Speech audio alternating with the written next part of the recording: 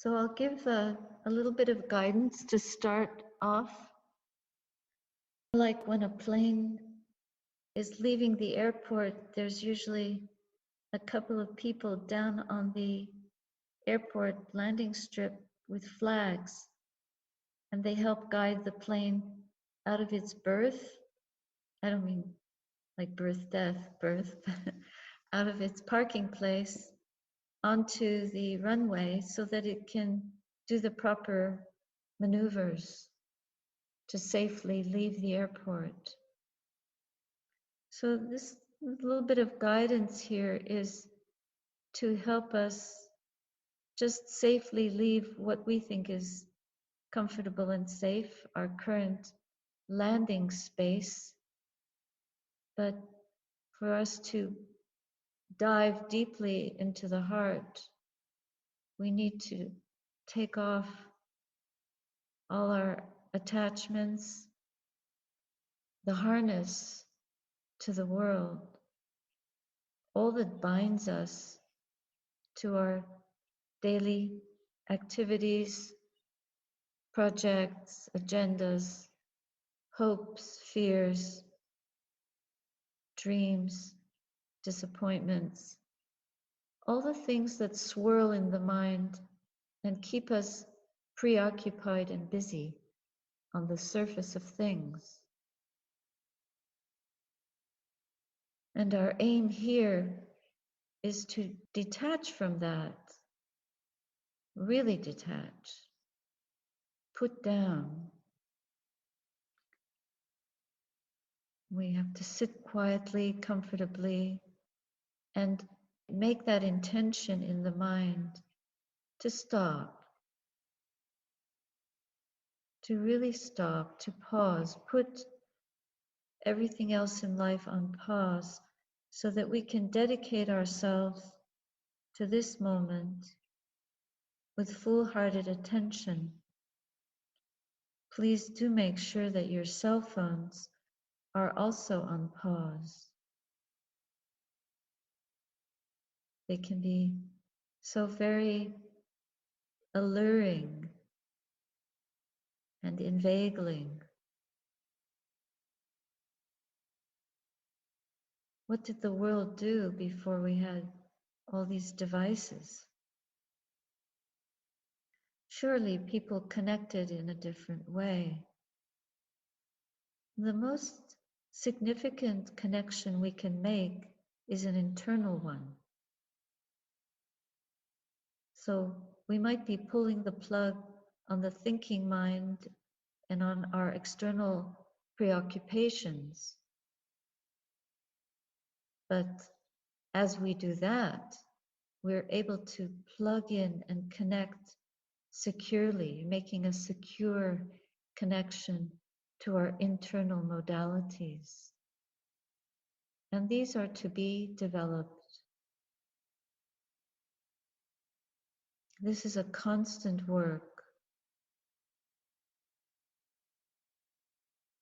So it requires our vigilance, our energy, our appropriate attention, our sustained attention, our mindfulness, our care, our perseverance, our determination, and our faith. We have to trust this path, this approach, this work, and what we're longing for, what we wish to discover in this work, based on our intimations or intuitions from what we've heard from others, but more importantly, what we ourselves intuitively know to be wholesome and fruitful for us. So we point the mind, we direct the mind towards Nibbana, towards freedom from suffering. Whether we actually know what that means or not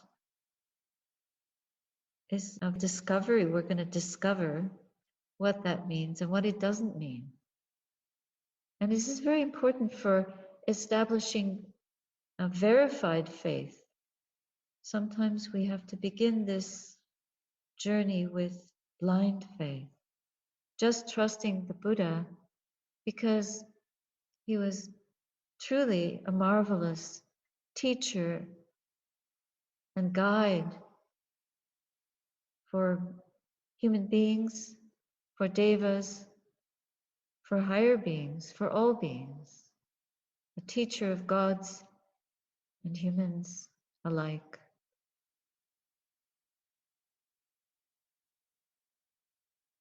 And he fully developed this path, and it is due to that inner development, to his full potential as a human being, he awoke to the truth and was able to manifest it across 2.5 millennia, so that here and now, breath by breath, we can benefit from his guidance, from the map which he has so compassionately construed and developed for us through his vast teachings and explanations and exhortations.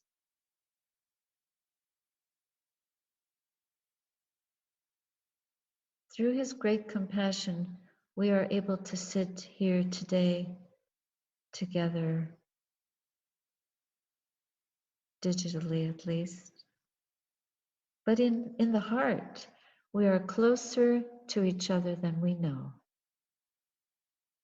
And we will soon see that because we meet in the Dhamma.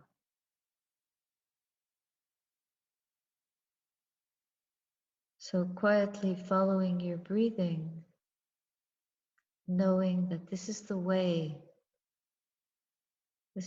to go forth into the unknown and find the true riches of this human journey, the spiritual wealth that will satisfy our deepest and highest longings.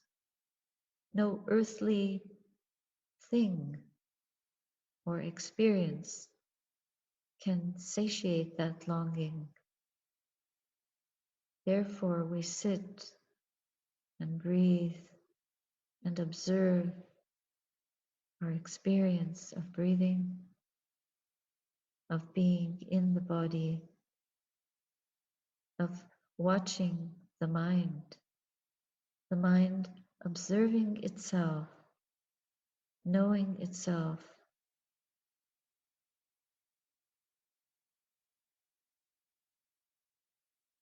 This is radical work. So keep your attention sustained on the breath or on the body, on the mind, or on Dhammas,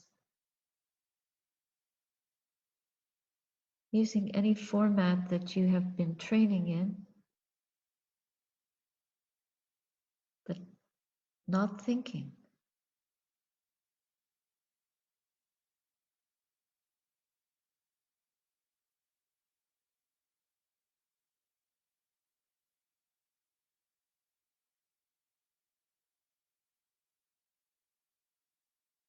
Really feel the breath,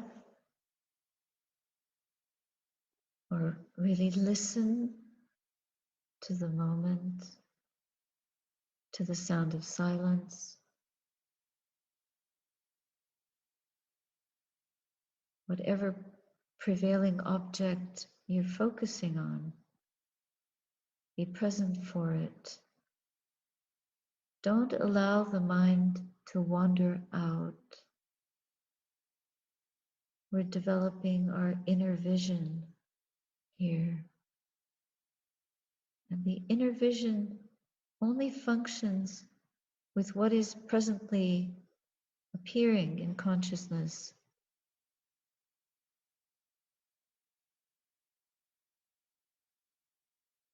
We don't stray into the future, the non-existent future. It's just a concept. What is real is here, where we sit, where we breathe, where we live. This is right resort, is the present moment. In the same way, not straying into the past, thinking, fermenting opinions. Fermenting is not a good thing here because it begins to have an odor. And usually the odor, lingering odor of thinking about the past is not a healthy one. Longing for the past or regretting the past.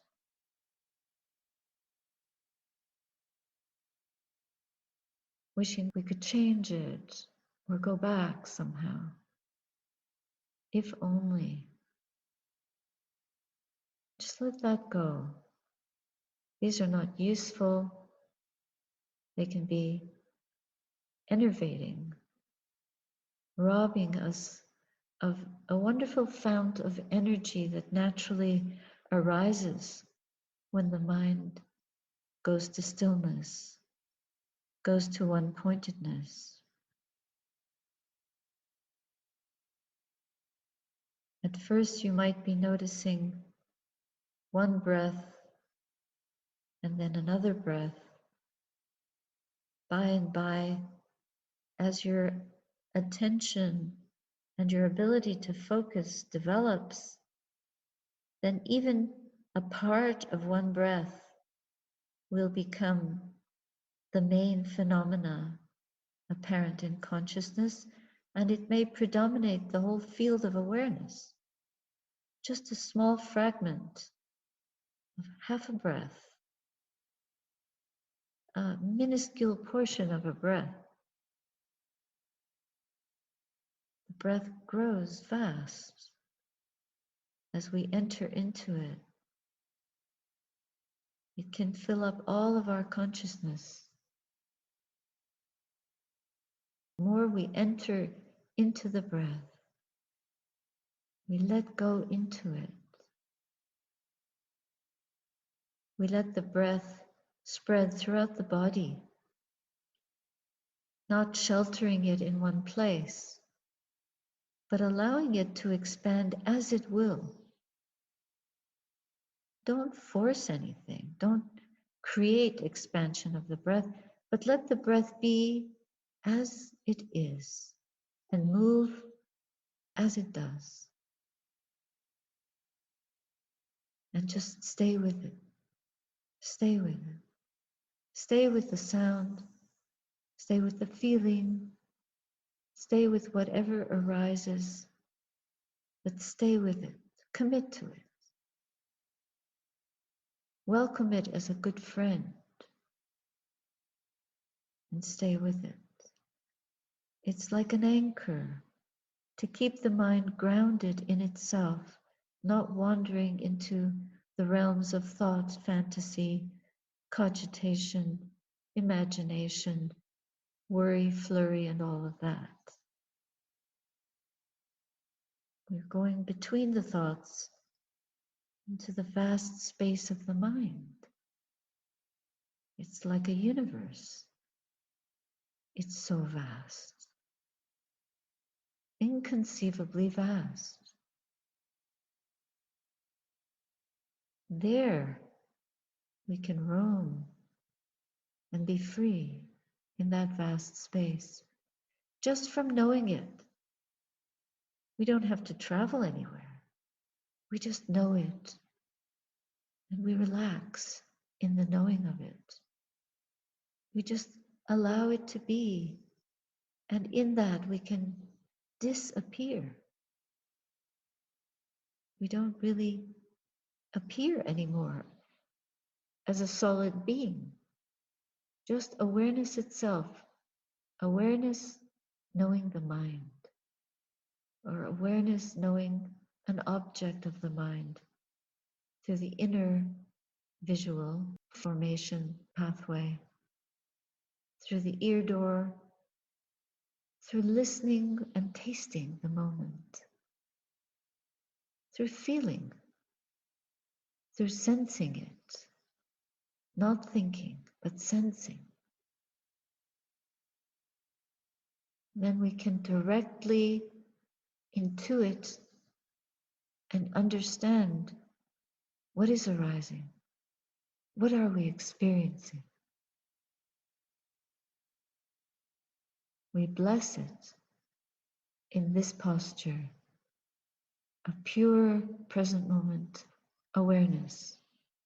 We actually bless this moment. We are looking with kindness, with a gaze that is compassionate to all that arises. The breath may bring with it unexpected guests, like contracted feeling or fear, some hostile sense of negativity or irritation. And when those feelings arise, if they arise, we try to just be present for them without any sense of ownership. No me, no mine, just present moment phenomena, and see their impermanence arising, falling away, arising, falling away. Allow that process to continue in a natural way.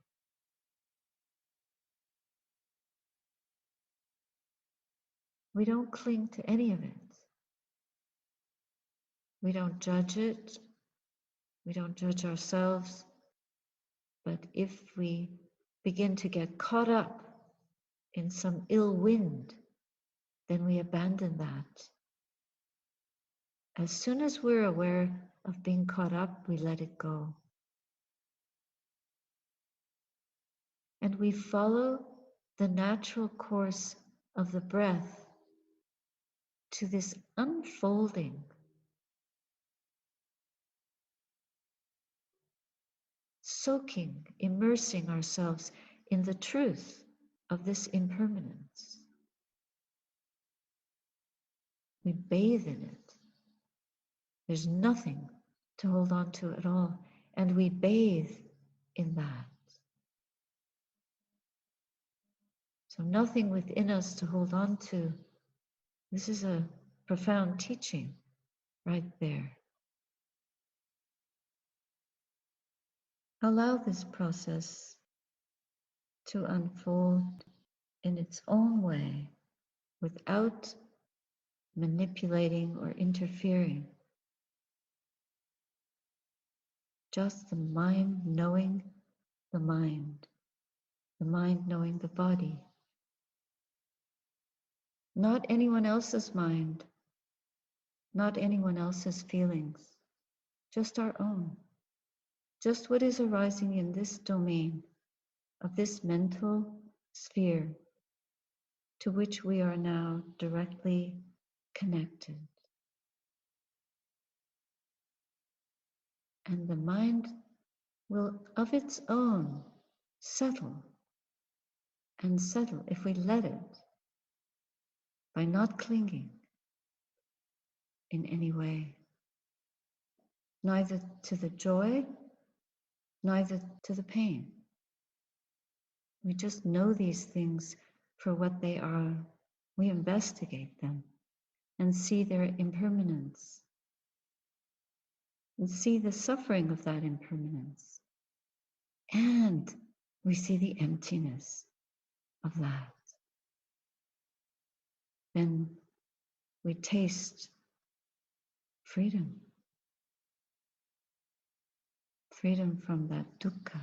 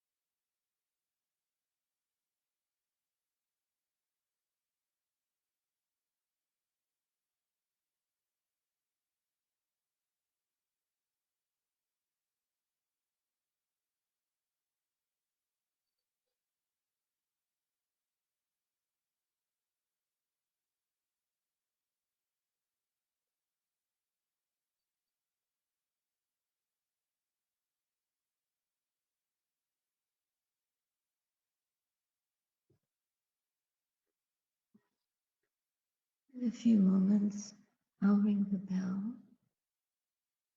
Just review how it's been, how well the mind would settle. And if not, what kind of weather system was disturbing it? Thoughts,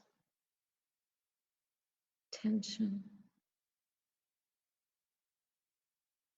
worry, pain in the body.